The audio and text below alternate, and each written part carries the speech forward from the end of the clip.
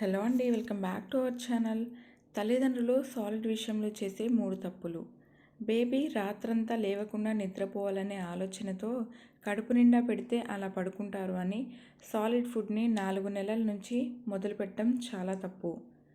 6వ నెల వరకు కూడా బేబీకి బ్రెస్ట్ ఫీడింగ్ ఇవ్వాలి. కనీసం 5 నెలల వరకు అయినా సరే బేబీకి సాలిడ్ ఫుడ్ పెట్టకుండా ఉంటే మంచిది. సెకండ్ వన్ ఏంటంటే, సాలిడ్ ఫుడ్ మొదలు పెట్టగానే బేబీ తాము సెరిలాక్ కానీ ఉగ్గు కానీ కలపగానే మంచిగా తింటారు అని ఎక్స్పెక్ట్ చేస్తారు. అది వాళ్ళు ఊసేస్తూ ఉంటే కంగారు పడతారు. ఇది కూడా చాలా తప్పు. బేబీస్కి మింగడం తెలియాలి. దీనికోసం వాళ్ళకి టైం పడుతుంది. కొత్తగా ఇంట్రడ్యూస్ చేసిన ఫుడ్ని చాలా ఈజీగా తినాలని ఎక్స్పెక్ట్ చేయొద్దు. 6 నెలల మొదలు 12 నెలలు వచ్చిన స్పూన్తో తామే ఫీడ్ చేయటం బేబీ కింద మీద పడేస్తుందని, లేదంటే సరిపడా తినదనే ఉద్దేశం. ఇది కూడా తప్పే.